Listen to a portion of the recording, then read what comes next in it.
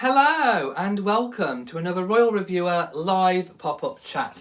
Before I go any further, let me just adjust the lighting because I am on a new camera. So, there we go, that's better. So, yes, if you've not noticed, I am on a new camera. Let's just get the angle right. There we go. So, my old phone that I recorded on died today.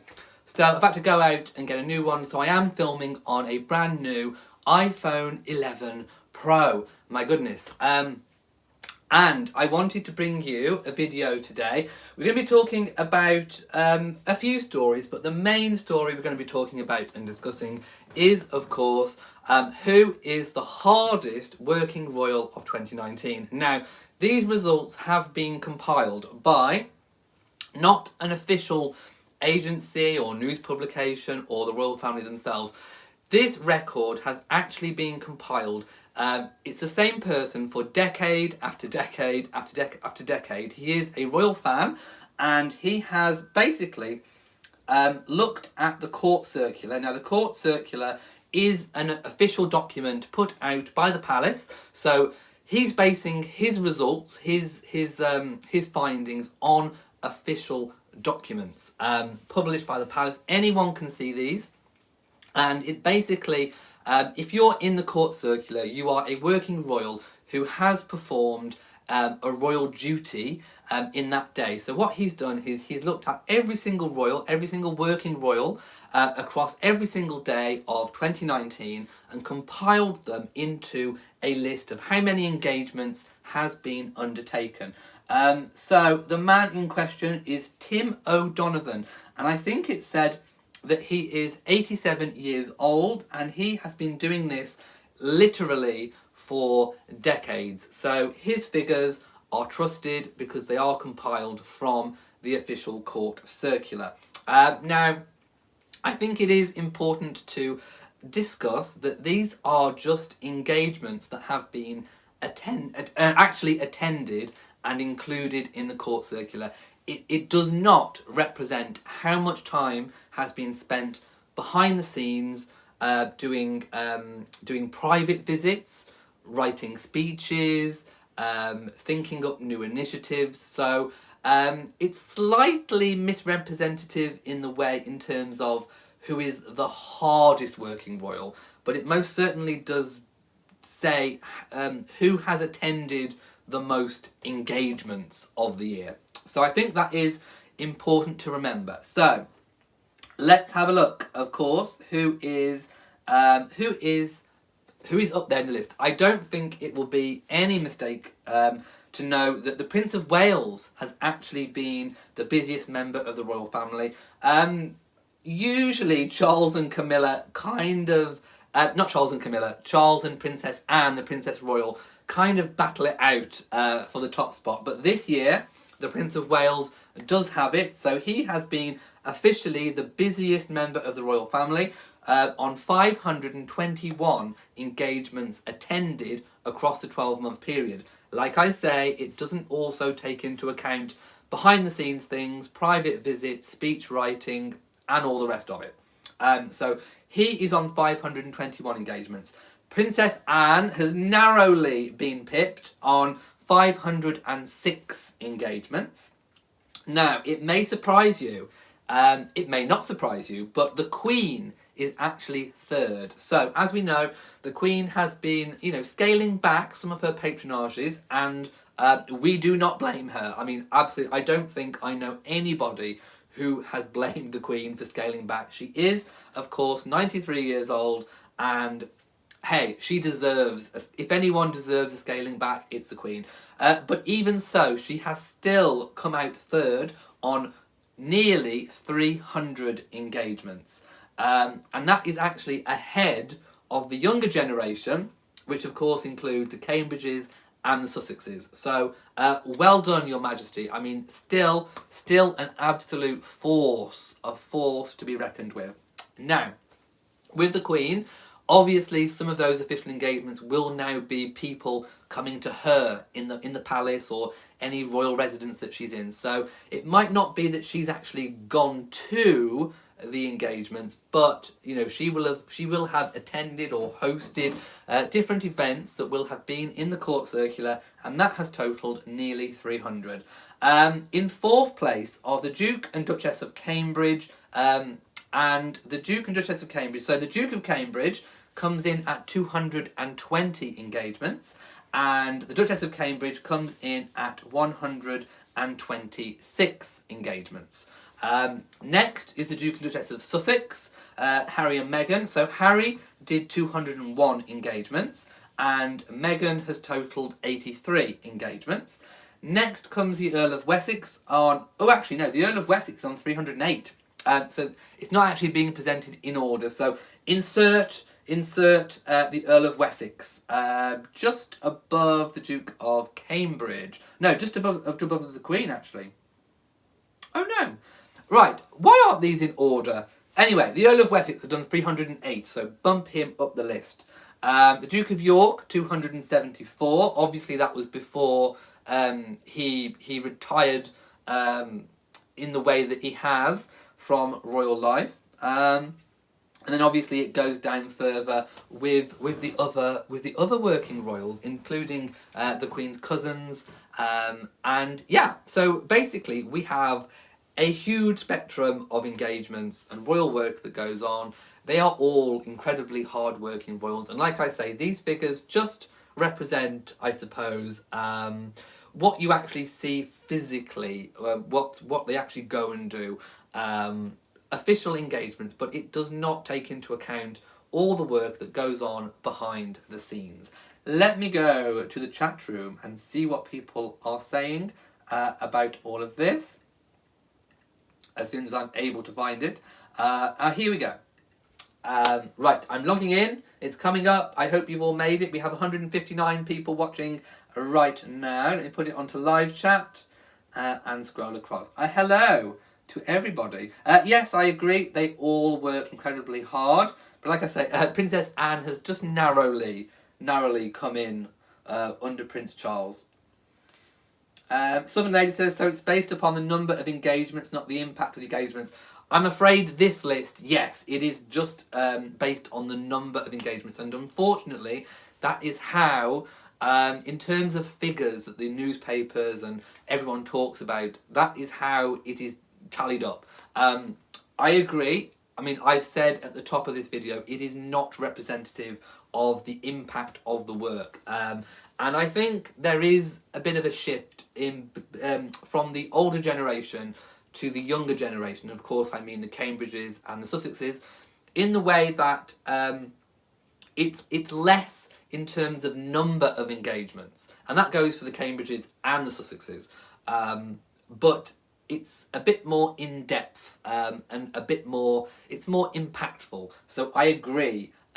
Those figures do not take into account the impact, and they definitely do not take into account all the work that goes on behind the scenes, the speech writing, the research, the meeting people privately, all those private visits that go on. So it isn't a definitive of who is the hardest working, but I'm afraid it does go pretty much on totals of engagements in terms of how it's reported in the newspapers and presented to the public, if that makes sense. Not all things in life are fair. It shouldn't always be that way, but that's kind of what happens. Let's go down a little bit more and read some of the comments. Tammy Brown got Angela Kelly's new book. Oh yes, an amazing read. I hope you're enjoying it. Yeah, I agree. It does not include behind the scenes work. Right, I'm going to move on slightly to the next story, because now this story actually came to me yesterday, and a viewer commented, Camilla leaves Christmas at Sandringham on Christmas Day to be with her family, because I was talking about what the royals do and when they go. So I hadn't actually heard that was the story at that point. So after the live chat, I went back and researched, and it turns out that Tom Parker Bowles, who is Camilla's son, actually gave an interview early of December this year. So prior to December this year, we always thought that Camilla kind of stayed on Christmas Day and then left maybe Boxing Day to be with her family, and then reunited with Charles to go up to Scotland for Hogmanay, which is where they spend New Year in Scotland, in their home of Birk Hall. However, it was revealed by Tom Parker Bowles in December. I have no idea how I missed this story, but he did actually say that Camilla does leave Sandringham just after the Queen's speech. So the Queen's speech is at 3 p.m. Usually it's done by 3:15, 3:20. So probably no later than 3:30 GMT in the afternoon. Camilla leaves, and there we go. She goes to rejoin her family and to spend time with her children and her grandchildren. And that is basically what he said. So let me just find a quote. So the quote I'm getting was, "Even now, we all drive down to be together. My mother's up with my stepfather, and she comes down on Christmas Day, straight after the Queen's speech." And he told this to Town and Country magazine. So it's very much a family thing. So there we have it. Camilla does indeed leave literally just after the Queen's speech. So I just thought I would update you all with those findings. No, Anne is not a duchess. She is the Princess Royal. And yes, it is incredible.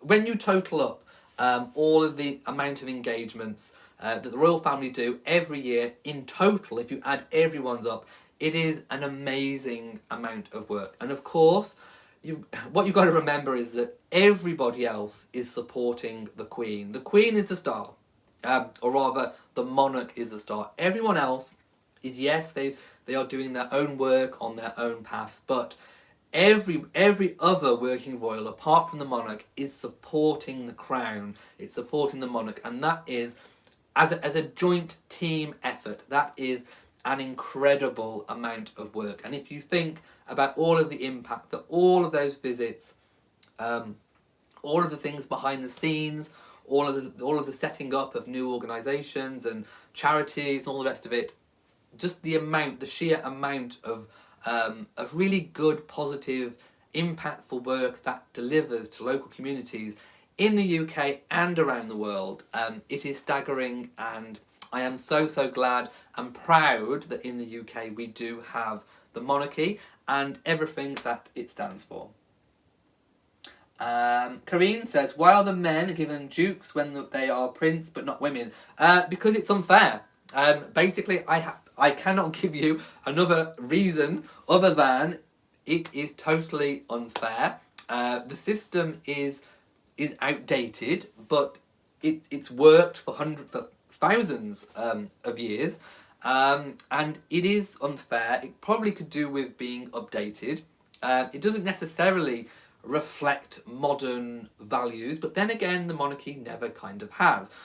So it is outdated. I mean, we've just got rid of the kind of rule where if you're a princess and you're born before a brother, you can't inherit. You move down a place in the line of succession. So if a younger brother comes before you, so let's just say Princess Charlotte would have been born first. The Queen did actually change those rules. She would have stayed first. George wouldn't have superseded her as would have previously happened. So things have moved on, but in terms of giving females maybe a duchess status in their own right, it has happened previously, but it's not a common thing, and that is exactly the same when it comes to members of the nobility passing on their styles and titles. It is an unfair system, and I'm afraid that is monarchy. They could potentially, I think, update it. It would be nice maybe if we had a female queen, that the partner could be known as king consort. I mean, it goes all the way up to the top. But I think they will probably react to those situations when they arise. I mean, it even goes down to levels of making things equal for people in same-sex relationships. Same-sex partners are not given the same courtesy titles as their heterosexual counterparts. So it goes all the way up, and there are things that need addressing, whether they will or not until... I think they should be addressed now, just in case things happen, but they are probably waiting until such an occasion arises for there to be a reason to change it, if you get my drift. So I'm afraid that there isn't a better answer for you other than things are unfair, and they are still unfair.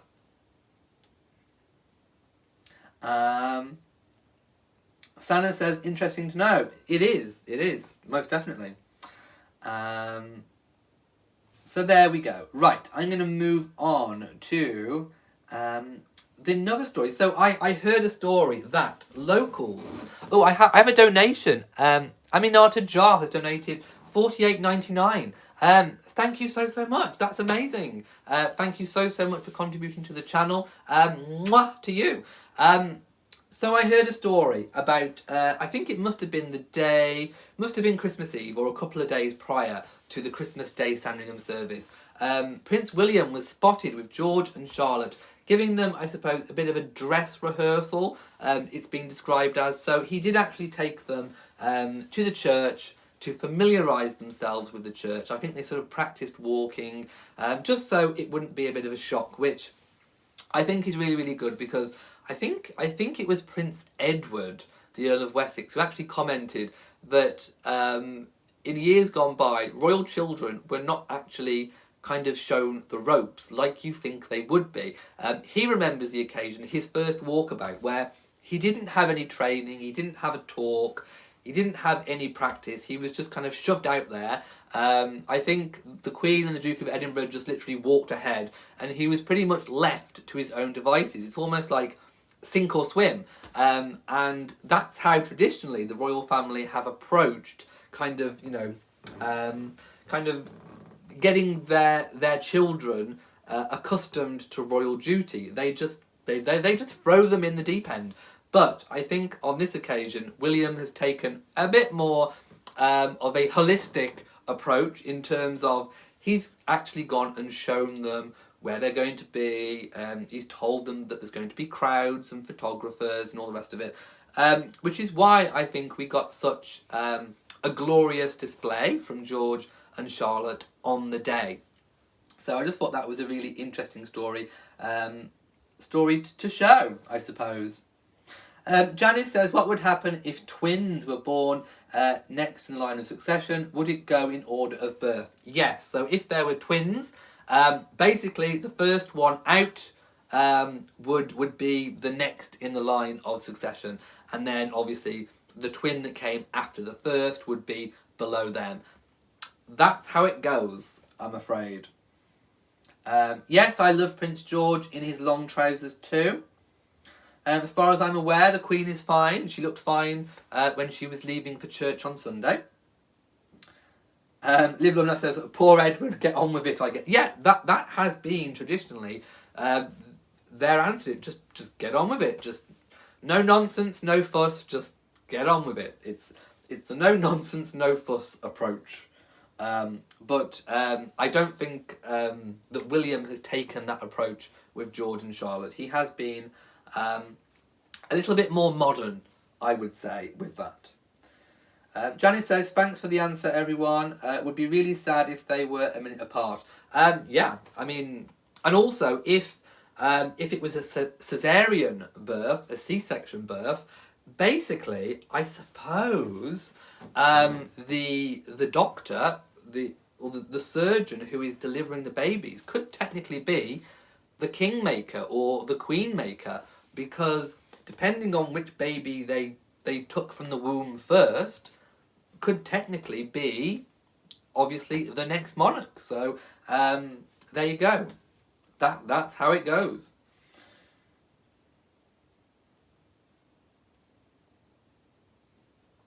Right. Christine says, I did not see Zara and family as well as Peter and family. No, I didn't see Zara either. I definitely don't think she was there. And Again, I've seen people comment that no, there was not the amount of fuss made, that Zara wasn't there, as compared to Harry and Meghan not being there. And it is common for royals not to spend Christmas at Sandringham. So, hey, it happens. Zara is the Queen's granddaughter, Harry is the Queen's grandson. It happens. But as we know, the media do react in the way that they react, unfairly, and criticism is laid at the door of where they think they can get the most views. So no, there was not the amount of fuss made. In fact, there was no fuss made about Zara not being there. And then you compare that to obviously what Harry and Meghan received. And yeah, you get the point, don't you? Kate says that would be the hard if one was a boy and one was a girl. It would. Can you imagine making that choice if you were the surgeon? Katie says, I'm glad William showed his children what to do. It's scary to not know how you should act sometimes. I'm glad he is a hands-on dad. Indeed. No, I'm not sure where Zara and Peter were. They have not disclosed that sort of information. Also, it was noticed as well on the day that it might not have been on the... Was it Christmas Day or the day after? I think it was Sunday church. So Sunday church...